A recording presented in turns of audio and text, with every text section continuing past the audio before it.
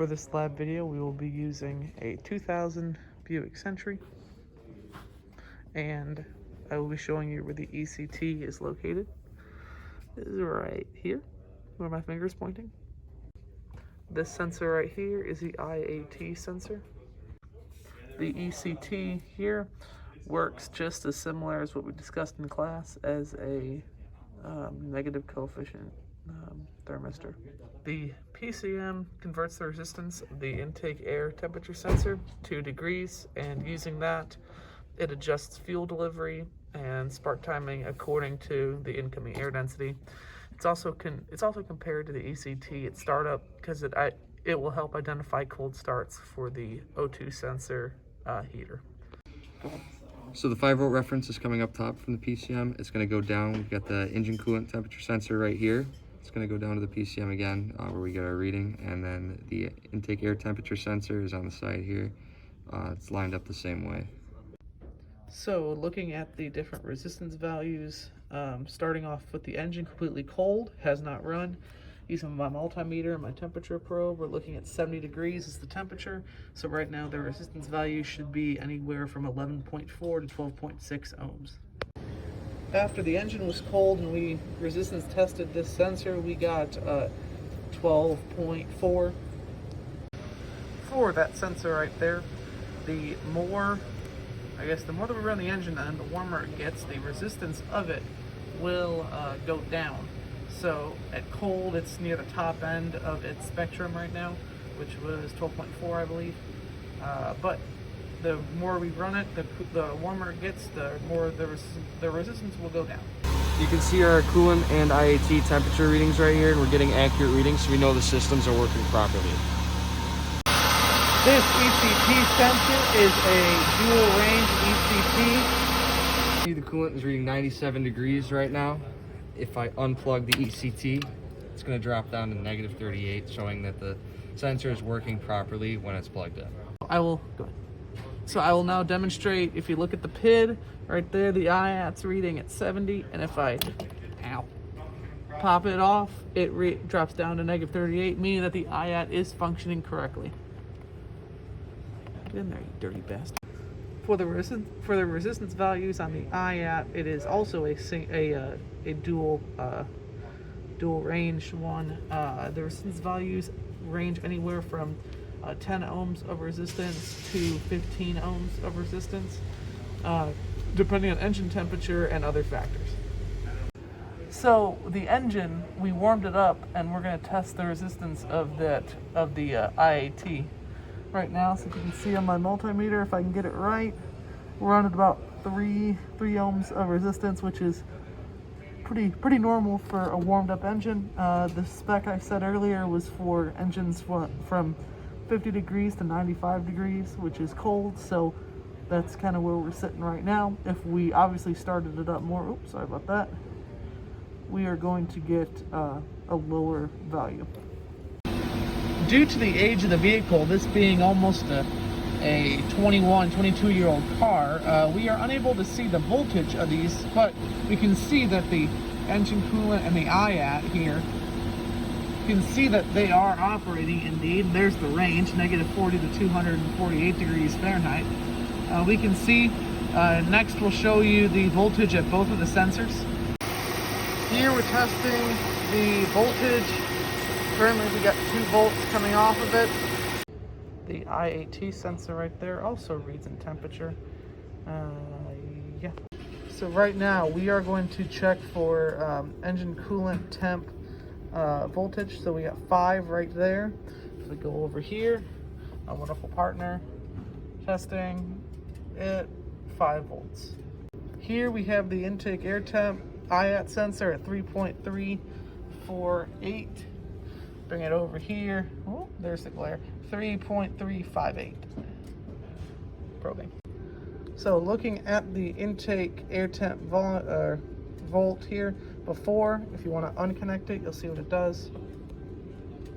So when it's jumped together, you see the voltage jumps back up there to 3, and when you ground it back, it'll drop down to 10, therefore shorting out the system. The PIDs do agree. If we volt test it, you can see that we got big fat nothing. just like before with the IAT, you see the engine coolant temp, 0 volts pretty much. And 0 volts. Sorry about the glare. All right, and if we unground it, you'll see it pop back up. Look, there it is. Beautiful. So, we moved to a different vehicle. However, when we were on the Buick, we did compare the, ECT and IAT, voltage and temperature stuff to what the ambient air in the shop would be, given it's probably around 70 degrees, maybe, although it feels like 55 degrees because they keep the air conditioning real good in here. But yeah, they all look good and accurate for what the ambient temperature is.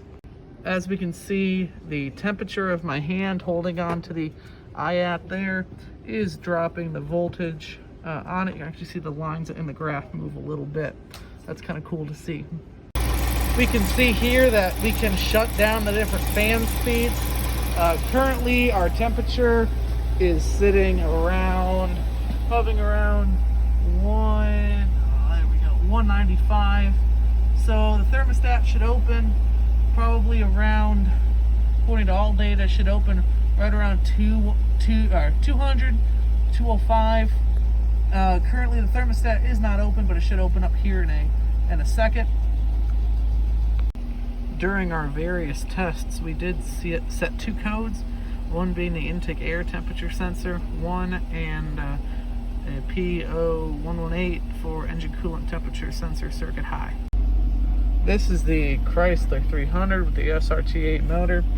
We are looking at the engine coolant temp PID. You can see we're at 143 degrees, 145. You can see it's slowly increasing. If I give it a little bit of gas, you see it'll increase, going down to the next screen. You can see we have the intake air temp and the voltage for the sensor. So if you watch the voltage as I increase the throttle, you can see the voltage start to drop down, meaning that it's getting hotter, so the temperature of the actual sensor, the engine coolant temperature sensor right there, is going down.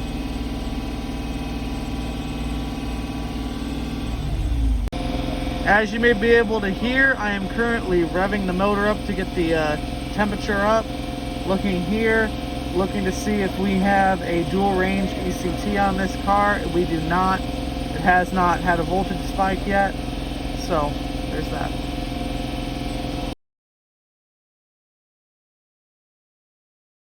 This is the throttle position sensor pinout diagram. We have pins A, B, and C. C being the 5-volt reference, B being the throttle position sensor signal, and A being the sensor return. This sensor right here is the, This sensor right here is the throttle position sensor. We're going to test the voltage at the throttle position sensor with the key on, engine off.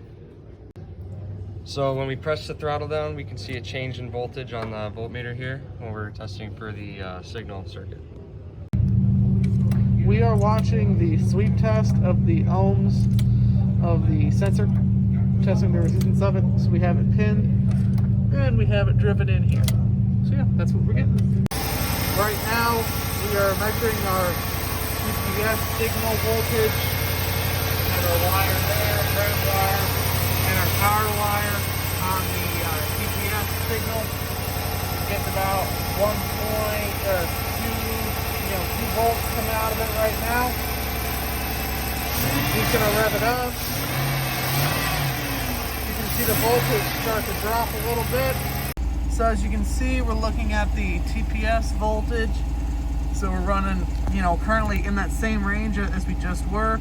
Go ahead and give it a rev. You can see that voltage start to climb up.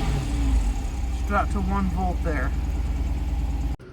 With the sensor unplugged, we're at 0.04 volts. I'm gonna have my partner go ahead and start it up. And you can see that we have our sensor unplugged right there. You can start it up. And it's running like complete hot garbage. We're getting a very, not the most, best reading right now. So again, like running like garbage. You can hear something has a misfire. Go ahead and just try to rev it. It wants to, but the voltage is very low because the sensor's unplugged. Here my partner is demonstrating the accelerator pedal position sensor location. He will take the camera and show you. You can see there where it is located. Here we will be demonstrating the accelerator pedal position sensor signal voltage. So you have the two right here, APP, so go ahead and hit the pedal for me. And you can see the PIDs right there, the 4.575. That's the upper level of the range, and the other signal wire, which is 2.28. Going down here, you can see we're at 2.9 there. My partner holding a flashlight.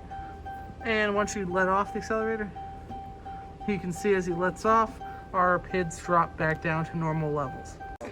After recording the picoscope results, after we had back probed the sensor there and measured the actual articulation of the throttle valve here, you can see the measurements on the computer screen.